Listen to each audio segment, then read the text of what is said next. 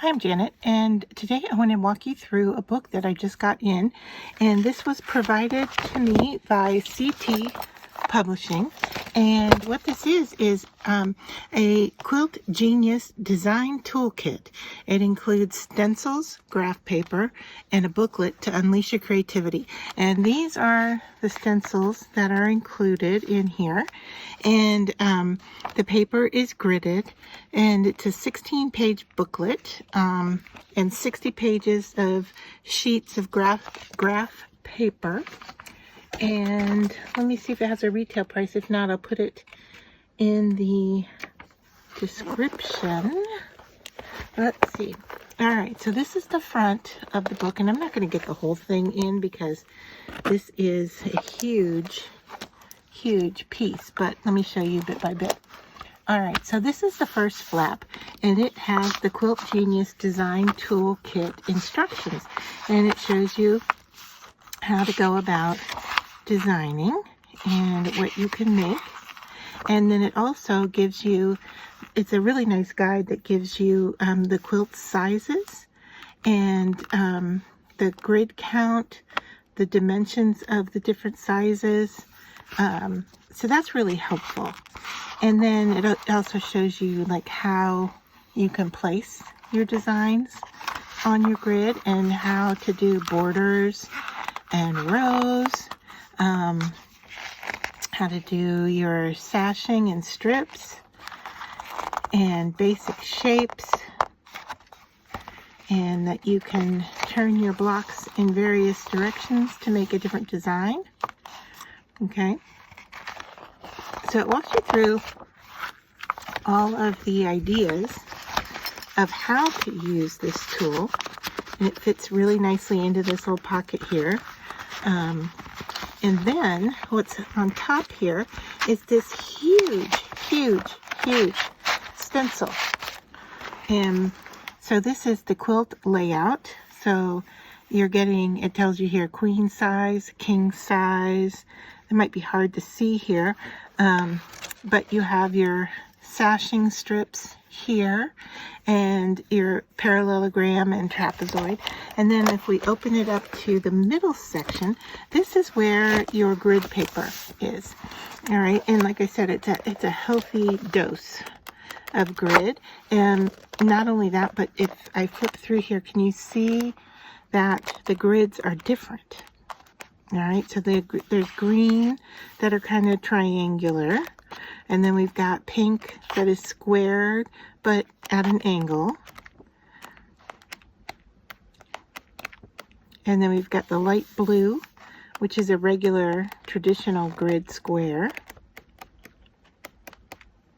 All right, so it looks like, yeah, so it looks like there's 3 different designs. And so there's the green one is a 1/4 inch isometric. The pink one is a 1/4 inch diagonal square, and then the blue is a 1/4 inch square. And at the top of the pad, it also shows you an idea of one way to use it. And then if we move over to the third panel, this is where most of your grids are. And so it tells you what's here and what each one is called, but then they're also in their pockets here so that you can pull them out and use them to design your piece. All right, so each one is labeled. It's a little bit hard to see, but let me come back. All right, let me come back to the grid paper. There we go. And then you can see that if I were to lay this down, I could start tracing out my shape. I can also overlap if I want to see what that might look like. So lots of opportunity here to plan things out by pencil as well as color. So that's one thing I like about, it's very hands-on. It's not in the computer. You don't need any software for this. You can just sit down and play with your shapes and figure out, how you want things to look. If you wanted to do a square and then, another square inside of it, how could you do that? Or if you put strips together, how would that work? You've got, you know, your triangles here that it shows you how you can line them up. So you've got the dotted line here that you can line up on the grid, but then it's going to give you, you know, this at an angle. So lots of different options here with the circles and half circles for designing your quilt patterns. And if we look back at the booklet, let me just pull that out again. Sorry, I'm bonking my camera. All right, so here you can see the different shapes that are being used. Let me see if I can find this. There we go. So, of course, the bottom one. So we've got this labeled as orange peel, and you can see that that's what's here and how they've put it together. And so if I just lay this on top here, you can see how they've laid this out and drawn it down for making this shape and this design that's on the front of the cover. So you could sit down with your stencils and plan out not only your size, but your shapes, and then you can take your piece with you, take it off of there. You could easily travel with this kit with a box of colored pencils or markers, and you could plan out your entire quilting plan using this kit. So thanks for sending this to me, and I'm looking forward to working with it. And you can get this at C&T Publishing. I'll put a link down below in the instructions as well, or in the description, as well as the price for this design tool kit. So I did my first plan for a quilt, and I knew what I wanted to do was work with a square and mark it off as a diagonal. This is the easiest quilt square to sew with two colors. So I knew I wanted to work with that. And so I began by planning things out. And I knew that I wanted to do the throw size, which is marked right here. I don't know if you can see it, but there are dotted lines. And so I marked that off on my grid. All right, so I went through and marked. I was a little off, but I went through and drew the straight lines. And then once I picked my plan, I needed to resize this. But I started with this grid, and then I used this second to largest triangle here to plan out what I wanted to do. And I started kind of here with like a pinwheel, and then stacking them and thinking, you know, if I changed colors, or if I did there somehow made a stripe but using, you know, lighter and darker or something like that. And then I went and did, you know, lining them up, and then I did I don't know what you call this, looks like a Christmas tree to me. And then I thought, if you took, I liked this idea of doing them all one way and stacking them together, but then how they were colored would be different. So I kind of started with an idea of going from dark to light, and then this angle here would change and go from dark to light. So this is kind of what I went with right here. And before I went any further, I sketched this out real quick to see what this might do if I did a square like so, and then I turned it, and then I turned it and turned it, and that kind of gave me this plus type shape, which I really didn't want. I wanted something a little bit more abstract, a little bit more unique, but still somewhat easy to sew. So then I started on my throw template, and I realized if I was doing a grid of 3 across, this is kind of, I needed to cut down to make it to work like so. All right, I'm going to cover that up there so you can see what I've got here. And then I went in and I counted, okay, this was going to be my longest choice of color. So my thought was, I'm working with 2 colors, and I'm working from light to dark. So if I wanted to get this kind of gradation from here across the longest strip here, I was going to need 8 different values of whatever color I chose. And I thought, boy, that is a lot of fabric. So what if I limited myself to 4 values of 2 colors?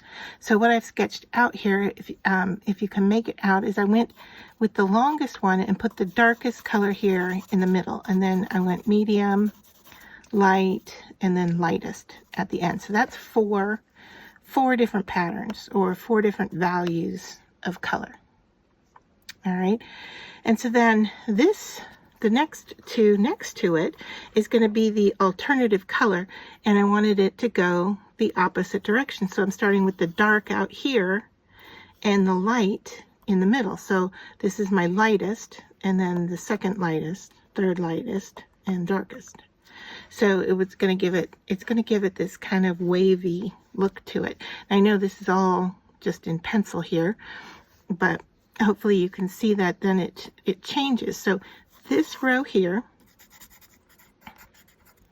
and this row, and this row, and yeah, this row, and this row. Am I in camera for you? Yeah. Okay, so those with the angles, or the arrows, are all the same color. So it's every other row. Okay, so it's dark in the middle, dark in the middle, dark in the middle, dark in the middle, dark in the middle.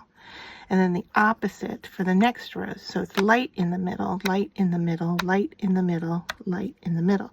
So I'm working with a color palette of 2 colors, 4 values each. And the 4 colors, or the 4 patterns, however I choose to go from light to dark in 4 steps. All right, so hopefully that makes sense. And then I think it's going to give me this kind of undulating or weaving type look. So similar to what's happening here, but if I flipped it. So my next thought was to take this and maybe take it over to my printer and copy it a few times, so then I can play with the colors and what colors I want to put down. Or I could even cut out patterned paper and lay down my triangles of colored paper and see what that looks like. So yeah, I haven't decided much more from this, but this is my attempt at working with the grid and planning out my quilt and how I want it to work. So I started simply with an idea of 2 colored square, and then I played around with putting those squares together. In what order? How would it work? What would it look like? And then I chose this pattern here, which I thought was a little bit more dynamic than these others that were very traditional. And then I had to alter my plan once I got to the large piece, just because I didn't want to have to deal with 8 different colors or 8 different values of a color.